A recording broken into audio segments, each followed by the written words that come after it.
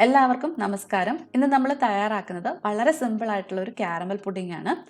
നമ്മുടെയൊക്കെ വീട്ടിൽ എപ്പോഴും കാണുന്ന കുറച്ച് ചേരുവകൾ മാത്രം ഉപയോഗിച്ചിട്ട് റെഡിയാക്കി എടുക്കാൻ പറ്റുന്ന നല്ല ടേസ്റ്റി ആയിട്ടുള്ളൊരു പുഡിങ്. വളരെ എളുപ്പമാണ് ഇത് റെഡിയാക്കി എടുക്കാനും. അതുപോലെ ഇത് സെറ്റ് ചെയ്യാൻ വേണ്ടിയിട്ട് നമ്മൾ ജലാറ്റിൻ, അഗർ അഗർ, കോൺഫ്ലവർ, കസ്റ്റർഡ് പൗഡർ, റവ അങ്ങനെ ഒന്നും ചേർക്കുന്നില്ല. പിന്നെ ഇത് നമ്മൾ ഓവനിലും അല്ല ചെയ്യുന്നത്, ആവിയിൽ വേവിച്ചെടുക്കുകയാണ് ചെയ്യുന്നത്. അപ്പം എല്ലാവർക്കും തന്നെ ട്രൈ ചെയ്ത് നോക്കാവുന്ന ഒരു പുഡിംഗ് റെസിപ്പിയാണ്. ആദ്യം നമുക്ക് കാരമൽ സിറപ്പ് തയ്യാറാക്കി വെക്കാം. അപ്പം ഞാനൊരു പാനിലേക്ക് ഇവിടെ 1/2 കപ്പ് പഞ്ചസാര ഇട്ട് കൊടുക്കുന്നുണ്ട്. എന്നിട്ട് തീ ഓൺ ആക്കി ലോ ടു മീഡിയം ഫ്ലെയിമിൽ ഇട്ട് കൊടുത്ത് ഇതൊന്ന് മെൽറ്റ് ചെയ്തെടുക്കണം. അപ്പം നമ്മൾ സെറ്റ് ചെയ്യാൻ എടുക്കുന്ന പാത്രത്തിനനുസരിച്ച് വേണം കാരമൽ സിറപ്പിനുള്ള പഞ്ചസാര എടുക്കാൻ. ചെറിയ പാത്രമൊക്കെ ആണെങ്കിൽ 1/4 കപ്പ് പഞ്ചസാരയൊക്കെ മതിയാവും. കുറച്ച് വലിയ പാത്രമാണെങ്കിൽ 1/2 കപ്പ് പഞ്ചസാര എടുക്കാം. ഇനി ഇത് മെൽറ്റായി ഇതുപോലെ സൈഡിലൊരു കളർ ചേഞ്ച് വരുന്നിടം വരെ ഇളക്കി കൊടുക്കുക, ഒന്നും ചെയ്യരുത്. സൈഡിലൊക്കെ ഇതുപോലെ ഒരു ഗോൾഡൻ കളറായി തുടങ്ങുമ്പോൾ നന്നായിട്ട് മിക്സ് ചെയ്ത് കൊടുക്കുക. അപ്പോഴേക്കും ബാക്കിയുള്ള പഞ്ചസാരയും കൂടെ ആ കളറിലേക്ക് ആയിക്കോളും. നമുക്കൊരു ലൈറ്റ് ഗോൾഡൻ കളറാണ് വേണ്ടത്. അതിൽ കൂടുതൽ കളർ ആയിക്കഴിഞ്ഞാൽ നമ്മുടെ കാരമൽ സിറപ്പിനൊരു കയ്പ്പ് വരും. ഇപ്പോൾ ആ പഞ്ചസാരയൊക്കെ മെൽറ്റ് ചെയ്ത് നമുക്ക് വേണ്ടുന്ന കളറായിട്ടുണ്ട്. ഇനി തീ തീർത്തും കുറച്ച് വെക്കുകയോ അല്ലെങ്കിൽ ഓഫ് ചെയ്യുകയോ ചെയ്തതിന് ശേഷം ഇതിലേക്ക് 2 ടേബിൾ സ്പൂൺ ചൂടുവെള്ളം ഒഴിച്ചു കൊടുക്കണം. അപ്പം ഞാനിവിടെ 1 ടേബിൾ സ്പൂൺ വെള്ളം ഇപ്പോൾ ഒഴിച്ചു കൊടുത്തിട്ടുണ്ട്.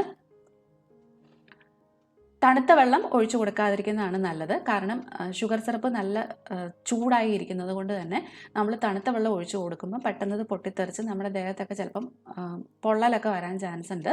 അതുകൊണ്ട് കുറച്ച് ശ്രദ്ധിച്ച് വേണം ഇത് ചെയ്യാൻ വേണ്ടിയിട്ട്. ഇനി നമുക്ക് 2ാമത്തെ ടേബിൾ സ്പൂൺ വെള്ളം കൂടെ ഒഴിച്ചു കൊടുക്കാം. അപ്പോൾ നമ്മൾ വെള്ളം ഒഴിച്ചു കൊടുക്കുമ്പോൾ ചിലപ്പം ചെറുതായിട്ട് കട്ട പിടിച്ചതുപോലെ തോന്നും. പക്ഷേ നമ്മൾ വീണ്ടും ചൂടാക്കി എടുക്കുമ്പോഴത്തേക്കും ആ കട്ടയൊക്കെ അങ്ങ് ഉരുകിക്കോളും. നിങ്ങൾ തീ ഓഫ് ചെയ്തതിന് ശേഷമാണ് വെള്ളം ഒഴിച്ചു കൊടുക്കുന്നതെങ്കിൽ വീണ്ടും തീ ഓണാക്കി നന്നായിട്ട് ഇതുപോലെ ഒന്നുകൂടെ ഒന്ന് മെൽറ്റ് ചെയ്തെടുക്കുക.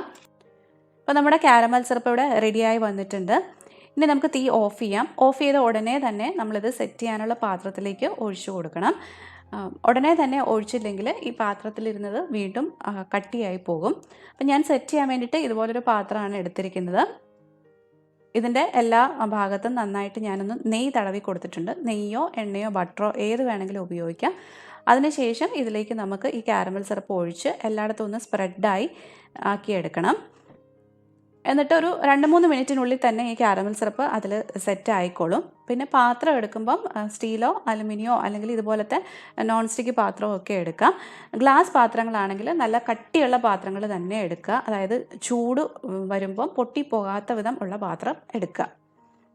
ഇനി ഞാനിവിടെ 8 പീസ് റസ്ക് എടുത്തിട്ടുണ്ട്. മിൽക്ക് റസ്ക് ആണ് എടുത്തിരിക്കുന്നത്. മിൽക്ക് റസ്ക് തന്നെ വേണമെന്നൊന്നുമില്ല, ഏത് റസ്ക് വേണമെങ്കിലും എടുക്കാം. അപ്പം റസ്കിൻ്റെ അളവ് കൂടി പോകാതിരിക്കാൻ വേണ്ടിയിട്ട് ശ്രദ്ധിക്കുക കേട്ടോ. കൂടിപ്പോയി കഴിഞ്ഞാൽ നമ്മുടെ പുഡിങ് വല്ലാതെ കട്ടിയായി പോകും. അതുപോലെ കുറഞ്ഞു പോയി കഴിഞ്ഞാൽ നന്നായിട്ട് സെറ്റായി കിട്ടണമെന്നുമില്ല. ഞാൻ ഇതിന് മുമ്പ് ഒരു 12 പീസ് വെച്ചിട്ടൊന്ന് ട്രൈ ചെയ്ത് നോക്കിയിരുന്നു. അപ്പോൾ പുഡിങ് വല്ലാതെ അങ്ങ് കട്ടിയായിപ്പോയി. ഇനി ഈ റസ്ക് മിക്സിയിലിട്ടിട്ട് നമുക്ക് നന്നായിട്ടൊന്ന് പൊടിച്ചെടുക്കണം. അപ്പം ഇതുപോലെ ചെറിയ കഷ്ണങ്ങളാക്കി മുറിച്ചതിന് ശേഷം 1-2 പ്രാവശ്യം ആയിട്ട് ഒന്ന് പൊടിച്ചെടുക്കുക. പൊടിച്ചെടുത്ത അളവ് പറയുകയാണെങ്കിൽ 1/2 കപ്പിനും 1/4 കപ്പിനും ഇടയിലാണുള്ളത്. അപ്പം നമ്മൾ ഈ എടുത്തിരിക്കുന്ന ക്വാണ്ടിറ്റി പാലിന് 1/4 കപ്പ് റസ്ക് കറക്റ്റാണ്. ഇനി ഒരു സോസ് പാനിലേക്ക് നമുക്ക് 2 കപ്പ് നല്ല കൊഴുപ്പുള്ള പാൽ ഒഴിച്ചു കൊടുക്കാം. പുഡിങ്ങിനൊക്കെ നമ്മൾ എപ്പോഴും ഫുൾ ഫാറ്റ് മിൽക്ക് അല്ലെങ്കിൽ നല്ല കൊഴുപ്പുള്ള പാൽ തന്നെ എടുത്താലേ ഉള്ളൂ ആ ഒരു കറക്റ്റ് ടേസ്റ്റ് കിട്ടുകയുള്ളൂ.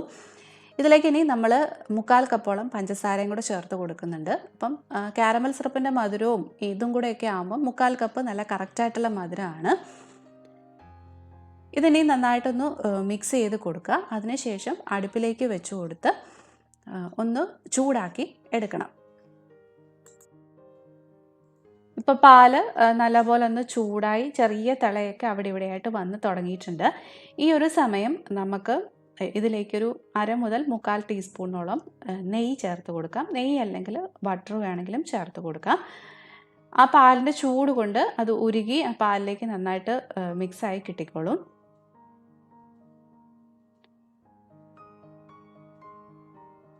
ഇനി ഇതിലേക്ക് നമ്മൾ ചേർത്ത് കൊടുക്കേണ്ടത് നേരത്തെ പൊടിച്ചെടുത്ത് വെച്ചിരിക്കുന്ന റസ്ക് ഉണ്ടല്ലോ, അതാണ്. ആ റസ്കിൻ്റെ പൊടി കുറച്ച് കുറച്ചായിട്ട് ചേർത്ത് നന്നായിട്ട് കട്ടയില്ലാത്ത വിധം ഒന്ന് മിക്സ് ചെയ്ത് കൊടുക്കണം.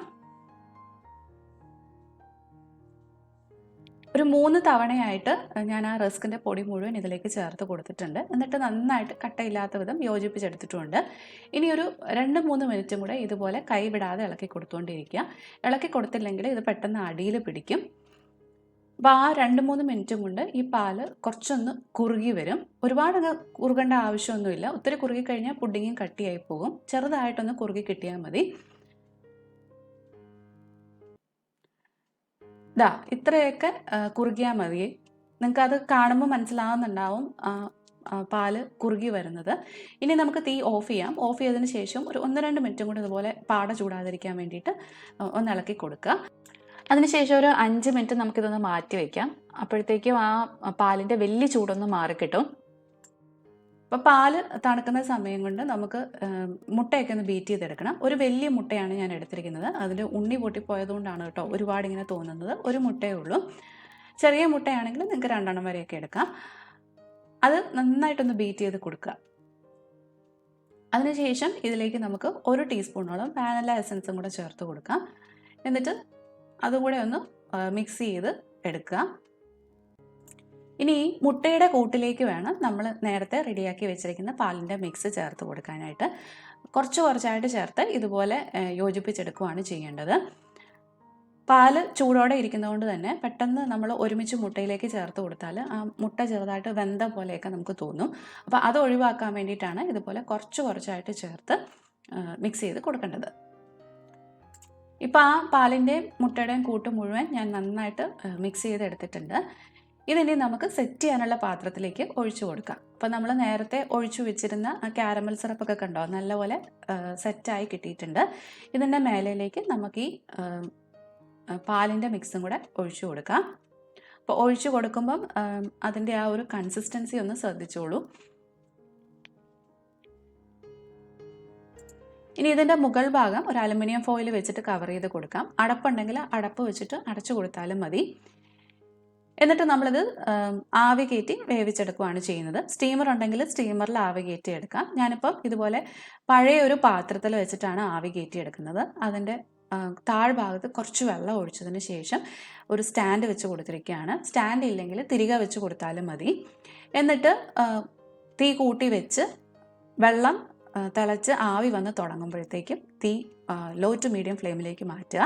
അതിനുശേഷം നമ്മുടെ പുഡിങ്ങിൻ്റെ പാത്രം വെച്ച് കൊടുത്ത് മൂടി വെച്ച് വേവിച്ചെടുക്കുകയാണ് ചെയ്യേണ്ടത്. 40 മുതൽ 45 മിനിറ്റ് വരെ എടുക്കും ഇത് വെന്ത് കിട്ടാൻ വേണ്ടിയിട്ട്. പിന്നെ നമ്മളെടുക്കുന്ന പാത്രത്തിനനുസരിച്ചിട്ടും ചെറിയ വ്യത്യാസങ്ങളൊക്കെ ഉണ്ടാവും കേട്ടോ. കുറച്ച് ചെറിയ കുഴിവുള്ള പാത്രമൊക്കെ ആണെങ്കിൽ കുറച്ചുകൂടെ സമയം കൂടുതൽ എടുത്തുവന്നിരിക്കും. ഇപ്പം ഏകദേശം ഒരു 45 മിനിറ്റ് കഴിഞ്ഞിട്ടുണ്ട്. നമ്മുടെ പുഡിങ്ങൊക്കെ ആയിട്ടുണ്ട്. നമുക്കിത് പുറത്തേക്ക് എടുക്കാം. അപ്പം ഇതിൻ്റെ മുകൾ ഭാഗം കാണുമ്പം തന്നെ അറിയാം നമ്മുടെ പുഡിങ് സെറ്റായി വന്നിട്ടുണ്ടെന്നുള്ളത്. അപ്പം നിങ്ങൾക്ക് വേണമെങ്കിൽ ഇതിങ്ങനെ തന്നെ കട്ട് ചെയ്ത് ഉപയോഗിക്കാം. പക്ഷേ അതിലും കുറച്ചുകൂടെ ടേസ്റ്റി നമ്മളിത് ഫ്രിഡ്ജിൽ വെച്ചിട്ടൊന്ന് തണുപ്പിച്ചതിന് ശേഷം സെർവ് ചെയ്യുമ്പോഴാണ്. അപ്പം ഇതിൻ്റെ ഈ വലിയ ചൂടങ്ങ് മാറിക്കഴിയുമ്പോൾ നമുക്കിത് ഫ്രിഡ്ജിലേക്ക് വെച്ച് കൊടുക്കാം. 1-2 മണിക്കൂർ ഫ്രിഡ്ജിൽ ഇരുന്നതിന് ശേഷം വേണം നമ്മളിത് സെർവ് ചെയ്യാൻ വേണ്ടിയിട്ട്. 2 മണിക്കൂറിന് ശേഷം ഞാൻ ഫ്രിഡ്ജിൽ നിന്ന് പുറത്തെടുത്തിട്ടുണ്ട്. നമ്മുടെ പുഡിങ്ങൊക്കെ നല്ലപോലെ തണുത്ത് സെറ്റായി കിട്ടിയിട്ടുണ്ട്. ഇനി നമുക്കിത് വേറൊരു പാത്രത്തിലേക്ക് ഡീമോൾഡ് ചെയ്തെടുക്കണം. അപ്പോൾ സൈഡൊക്കെ ഇതുപോലെ കത്തി വെച്ചിട്ടോ അല്ലെങ്കിൽ ഒരു സ്പൂൺ വെച്ചിട്ടോ ജസ്റ്റ് ഒന്ന് വരഞ്ഞു കൊടുക്കുക. നമ്മളിതിൻ്റെ സൈഡിലൊക്കെ നെയ്യ് തടവിയത് കൊണ്ട് തന്നെ പെട്ടെന്ന് ഇത് ഡീമോൾഡ് ചെയ്തെടുക്കാൻ പറ്റും. അതിനുശേഷം ഇതുപോലെ വേറൊരു പാത്രത്തിലേക്കൊന്ന് കമത്തി ഒന്ന് തട്ടി കൊടുക്കുക. അപ്പോഴത്തേക്കും ഇത് ഡീമോൾഡായി കിട്ടും. കണ്ടോ, നമ്മുടെ ഈസി ടേസ്റ്റി കാരമൽ പുഡിങ് ഇവിടെ റെഡി ആയിട്ടുണ്ട്. നല്ല പഞ്ഞി പോലെ സോഫ്റ്റ് ആയിട്ടാണ് ഇരിക്കുന്നത്. ഞാനത് കട്ട് ചെയ്യുന്നത് കാണുമ്പോൾ തന്നെ നിങ്ങൾക്ക് പിടികിട്ടുന്നുണ്ടാവും. ടെക്സ്ചർ ആണെങ്കിൽ നല്ല പെർഫെക്റ്റ് ആയിട്ട് തന്നെ വന്നിട്ടുണ്ട്. അതിൽ നിന്ന് ഞാൻ കട്ട് ചെയ്തെടുത്തൊരു ചെറിയ പീസാണിത്. കണ്ടോ, നല്ല സോഫ്റ്റ് ആയിട്ടാണ് ഇരിക്കുന്നത്. വായിലിട്ടാൽ അലിഞ്ഞു പോകുന്ന പോലെ അത്ര സോഫ്റ്റ് ആയിട്ടാണ് ഇരിക്കുന്നത്. അപ്പം എല്ലാവരും ഇത് ട്രൈ ചെയ്ത് നോക്കുക. എല്ലാവരുടെയും വീട്ടിൽ ഉണ്ടാവുന്ന ഇൻഗ്രീഡിയൻസ് മാത്രമേ ഉള്ളൂ. അപ്പോൾ എല്ലാവർക്കും ട്രൈ ചെയ്ത് നോക്കാവുന്ന റെസിപ്പിയാണ്. ട്രൈ ചെയ്ത് നോക്കിയിട്ട് നിങ്ങളുടെ അഭിപ്രായങ്ങൾ തീർച്ചയായിട്ടും എന്നെ അറിയിക്കുക. കമൻസ് ആയിട്ടോ അല്ലെങ്കിൽ ഇൻസ്റ്റാഗ്രാമിൽ മെസ്സേജ് ആയിട്ടോ ഒക്കെ നിങ്ങൾക്ക് എന്നെ കോൺടാക്റ്റ് ചെയ്യാവുന്നതാണ്. ഇൻസ്റ്റാഗ്രാം ഐ ഡിയും അതുപോലെ ഫേസ്ബുക്ക് പേജ് ലിങ്കും ഒക്കെ ഞാൻ താഴെ ഡിസ്ക്രിപ്ഷൻ ബോക്സിൽ കൊടുത്തിട്ടുണ്ട്. നിങ്ങൾക്ക് ഈ റെസിപ്പി ഇഷ്ടമായിട്ടുണ്ടെങ്കിൽ തീർച്ചയായിട്ടും ഒന്ന് ലൈക്ക് ചെയ്യുകയും കമൻറ്റ് ചെയ്യുകയും ഷെയർ ചെയ്യുകയൊക്കെ ചെയ്യണേ. അപ്പോൾ വീണ്ടും വേറൊരു റെസിപ്പി ആയിട്ട് കാണാം. അതുവരെ ബൈ ബൈ, ടേക്ക് കെയർ.